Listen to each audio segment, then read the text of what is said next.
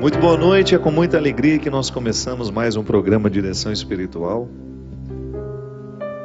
Nosso batismo nos coloca dentro de uma missão tão interessante, é a gente fazer com que cada vez mais o nosso coração seja parecido com o coração de Jesus. E Ele nos dá os instrumentais para que isso seja possível. Eu sei que pode parecer muito distante de nós, pode parecer muito difícil ter um coração parecido com o dele. Mas a graça dele atua em nós. E uma dessas graças nós recebemos quando somos batizados, porque nós somos mergulhados na vida de Cristo. Ao batizar uma criança, nós não temos apenas um ritual externo, para que os outros possam ver, não. A dimensão íntima do batismo, aquela dimensão que nós não conseguimos enxergar, mas que é o que de fato acontece ali. Externamente nós manifestamos com os nossos símbolos, nós dizemos publicamente que aquela criança está sendo mergulhada na vida de Cristo, mas ali no coração daquela criança, todo o instrumental para que essa semelhança seja possível está sendo dado. E a gente diz, a gente acredita, a teologia nos ensina, que nós recebemos o mundo sacerdotal de Jesus, isso é, a criança, ela é mergulhada, ela passa a pertencer ao sacerdote de Cristo, ela partilha deste sacerdócio. Ela também recebe a realeza do Cristo. A dignidade, é tão bonito a gente pensar a dignidade cristã a partir da realeza. Não a realeza vaidosa que nós estamos acostumados a ver, dos nossos reis e rainhas, mas é uma outra realeza. O nosso rei é crucificado de espinho. É a realeza da humildade, da simplicidade, do desprendimento, que faz com que o humano tenha condições de mergulhar no que há de mais bonito na sua condição. Só quem está despojado consegue descobrir as riquezas de sua humanidade. É essa realeza que Cristo nos dá. A realeza que nos faz vencer o mundo. Que só quando nós estamos mergulhados nesse desprendimento, nessa simplicidade, nessa humildade, nós conquistamos o mundo.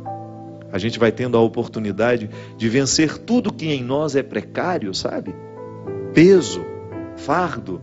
E nós vamos adentrando o contexto dessa simplicidade que a realeza de Cristo nos oferece. E o terceiro, que é a dimensão profética. Nós já falamos aqui outras vezes sobre isso. Eu sou convidado a ser profeta nos dias de hoje. Recebo lá no meu batismo esse munus profético. Participo dessa vida de Cristo, dessa dimensão profética do Cristo. Então, eu recebo estes instrumentais para que eu tenha condições de acelerar a minha semelhança. Porque isso é muito interessante.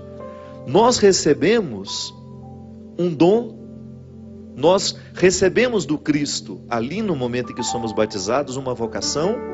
Mas aí vai chegar o tempo da nossa tarefa, dos nossos exercícios diários, Para isso nós temos os pais, os padrinhos, que vão nos ajudar a cultivar tudo aquilo que possa favorecer o florescimento deste mundo sacerdotal, régio e profético.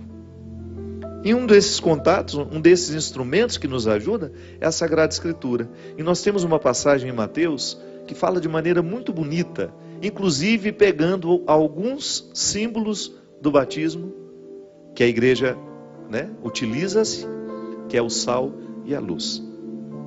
O evangelista Mateus nos diz que o Senhor, ao fazer um discurso, e estamos no contexto do discurso das bem-aventuranças, na continuidade daquelas bem-aventuranças, o Senhor nos diz: vós sois o sal da terra. Se o sal perde seu sabor, como tornará a ser sal? Não serve para mais nada. É jogado fora e é calcado aos pés pelos homens. Vós sois a luz do mundo. Não se pode esconder uma cidade situada no monte. Quando se acende uma lâmpada, não é para pô-la debaixo do alqueire, isso é, debaixo da mesa, não é para escondê-la, mas é para colocá-la sobre uma luminária, e então ela brilhará para todos aqueles que estão na casa.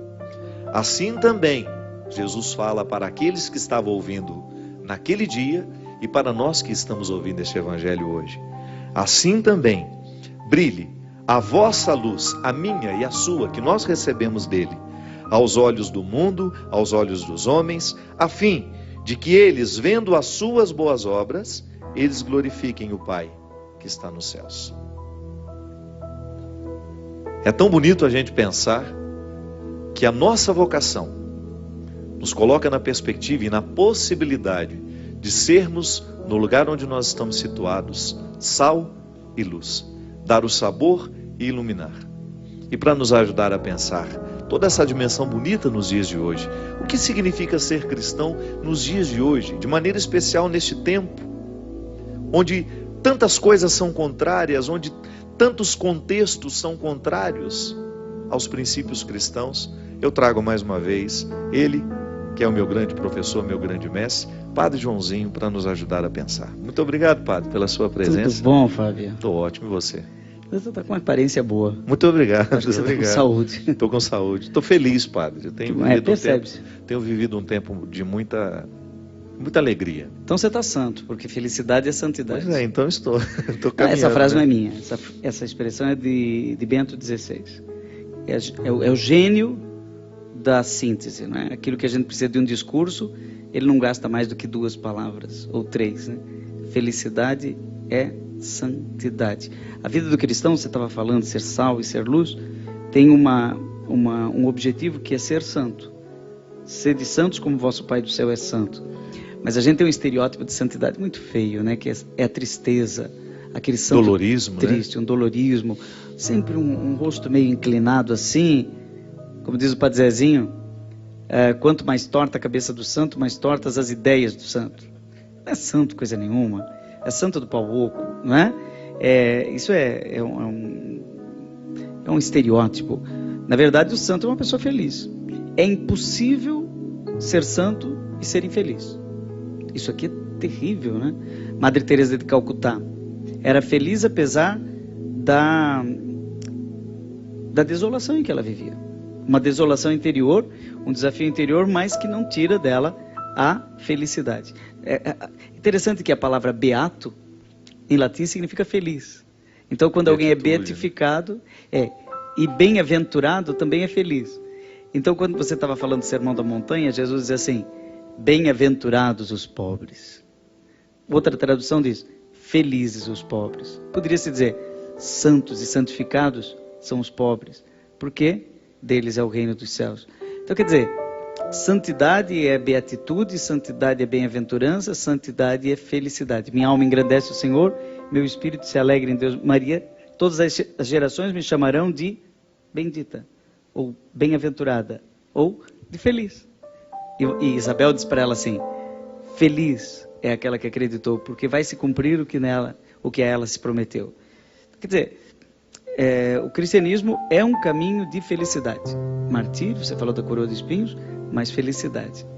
Eu achei bonito, sabe, a palavra de Deus sempre traz umas coisas que a gente parece que sempre leu e nunca percebeu. E nesse texto, agora quando você estava lendo, eu percebi um negócio que chamou atenção. Vendo as vossas boas obras, glorifiquem o Pai. Porque o normal seria dizer assim: vendo as vossas boas obras, vos deem um elogio. Fábio, muito bacana seu novo CD. Isso é um elogio. Poxa, o discípulo da madrugada, que ideia genial, Fábio. Parabéns. Estou te elogiando.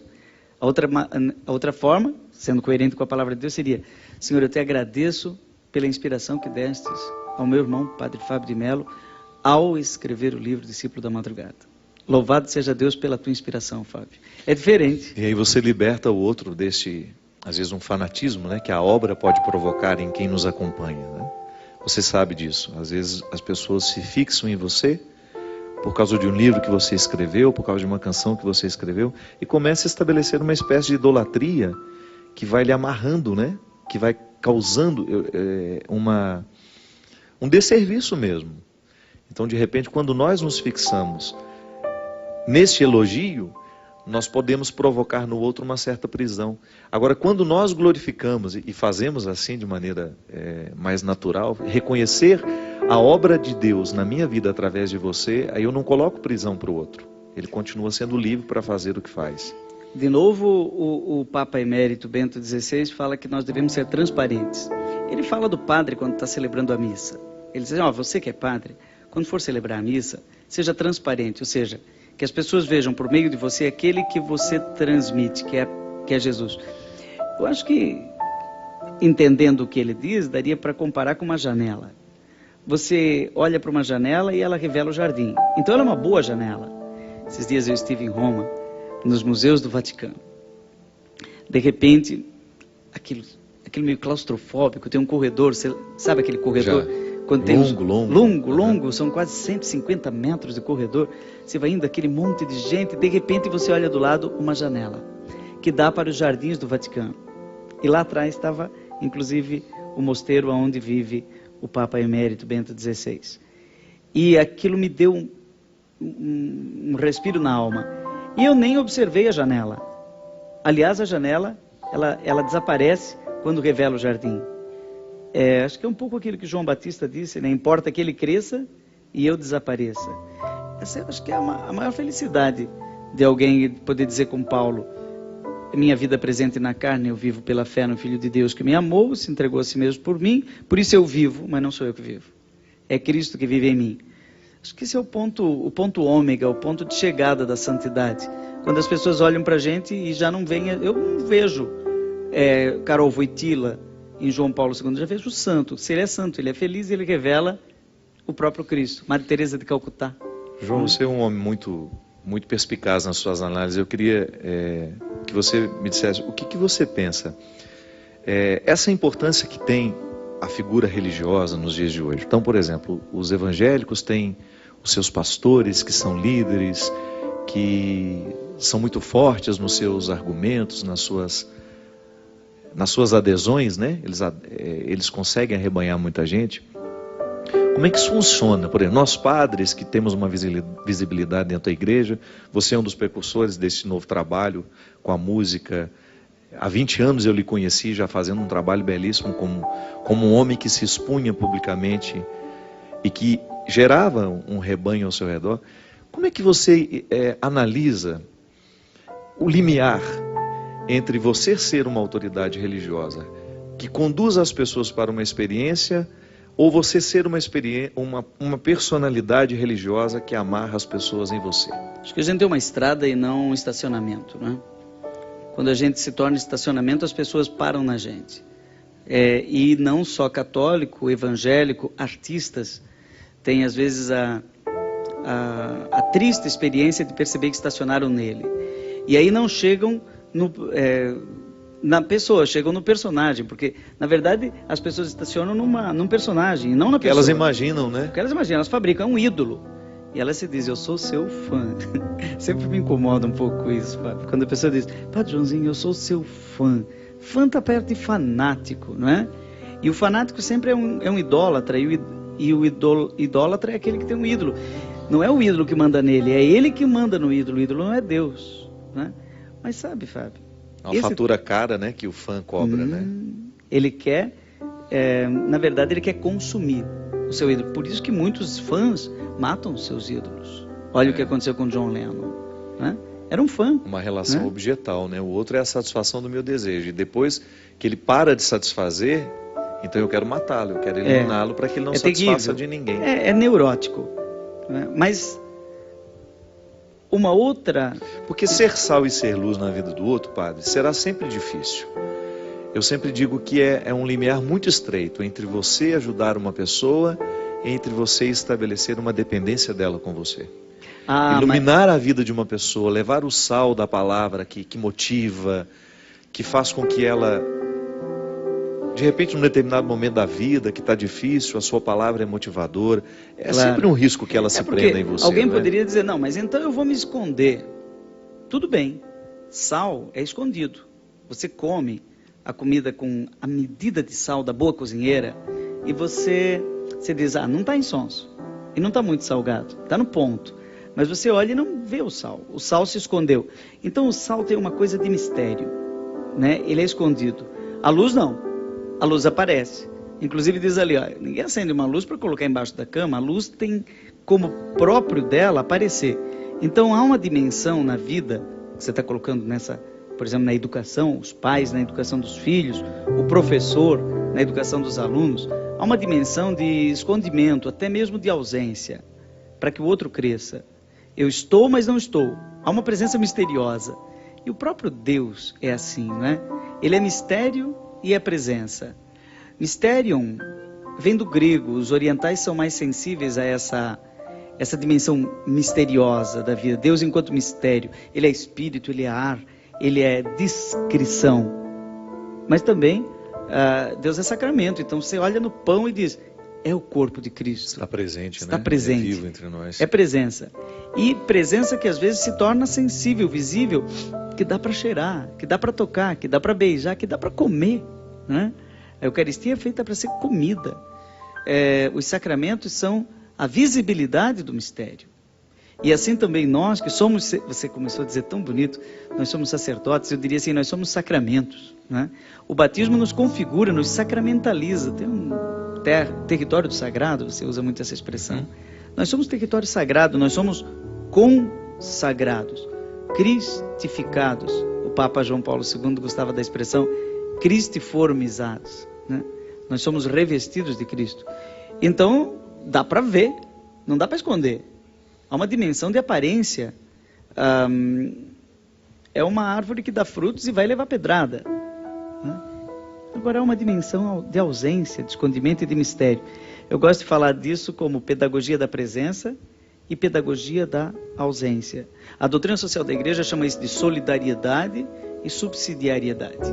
O conceito de solidariedade a gente conhece, usa, está até vulgarizado. Mas o conceito de subsidiariedade é mais sutil. E acho que resolve a equação que você levantou aqui hoje. Subsídio, ele é bom quando promove a autonomia do outro. Eu dou uma ajuda quando ele é incapaz de se levantar. Por exemplo, parece papo cabeça, mas é papo família. Veja bem, lá em casa o pai e a mãe querem que a criança ande. Então, eles não jogam a criança no quintal para que ela ande quando quiser. Não, eles brincam com ela. O pai vem do lado de cá, a mãe vai do lado de lá e diz, vem com o papai, né? Outro vem com a mamãe. E o divertimento nas noites da família saudável, da família salutar, é feita dessa brincadeira em que os dois vão se afastando. Então, eles não deixam a criança cair e se ralar, mas eles também não levam ela sempre no colo, mas eles vão dando um subsídio até a hora que ela anda. E aquele passo é fantástico, é inesquecível. Ele andou sozinho. Eu lembro quando eu andei de bicicleta pela primeira vez, meu pai disse que estava me segurando atrás e não estava. Eu levei um tombo, né? Mas aprendi a andar, aprendi a pedalar. Então, a ausência e a presença. Alguém não gostou quando eu disse no Twitter, agora nesse 12 de outubro, na festa de Nossa Senhora Aparecida, que Maria sabe a hora de aparecer e sabe a hora de desaparecer. Ela é aparecida, mas ela é também desaparecida. Há um momento em que Maria some e ela deixa aqueles homens buscarem água lá, por exemplo, em Caná. Façam tudo que meu filho Jesus disser e some. Não estava na ressurreição? Quanta gente estava? Maria Madalena, João, Pedro, né, os discípulos de Emaús, e Maria não aparece. Ela tem a pedagogia da ausência. Quem é mãe sabe o que é isso. Sabe colocar sal na medida certa, inclusive nas relações. Interessante porque quando nós pensamos no nosso cristianismo, essas dimensões que o Padre Joãozinho, de maneira tão didática, né, de maneira tão pedagógica, nos fala, é verdade. Você tem a dimensão pública do seu cristianismo, é a dimensão da luz. É quando você é capaz de demonstrar com a sua vida. Eu não sei nem quem foi que disse isso, que a gente precisa viver bem, porque às vezes a nossa vida é o único evangelho que o outro lê. Foi quem que disse isso? Você lembra? Não? Sei não. É algum santo da igreja que diz isso. A gente precisa prestar atenção na maneira como nós vivemos, porque o outro pode ser que o único evangelho que ele consiga ler seja o nosso jeito de viver. Então é a dimensão da luz. Nós vamos ser públicos. Agora há um cultivo íntimo no nosso dia a dia, que é o que vai dando o tempero para a nossa vida. É a dimensão do sal.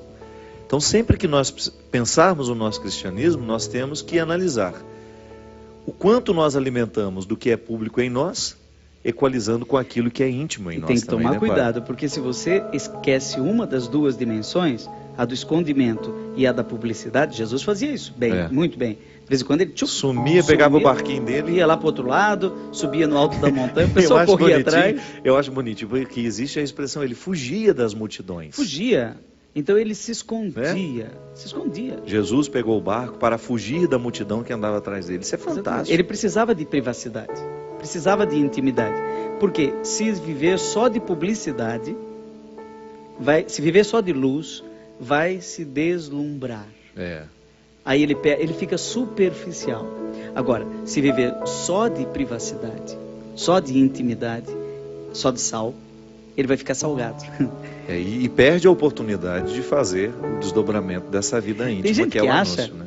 Tem gente que acha que os eremitas dos primórdios do cristianismo, que existem ainda hoje, São Jerônimo, Santo Antão e outros, que eles eram pessoas antissociais.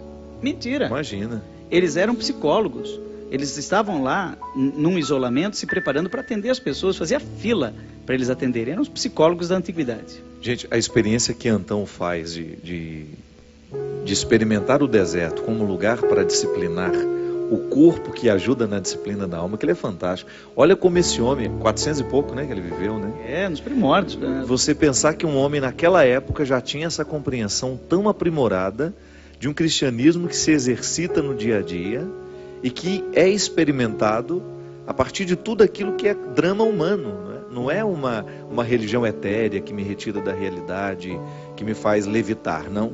A experiência cristã é sempre a partir de equilíbrios. Isso é fantástico. Da mesma maneira como você está dizendo aí, o equilíbrio do aparecer e o desaparecer, o equilíbrio do corpo e do espírito. E assim nós vamos caminhando nesse avanço de fazer frutificar todos os instrumentos que nós recebemos quando somos batizados, para que a gente seja um testemunho vivo na vida do mundo, que tem necessitado tanto de cristãos que sejam sal, que sejam luz. Hoje, com essa brilhante participação do nosso querido amigo Padre Joãozinho. Vamos para um rápido intervalo e o programa Direção Espiritual volta logo.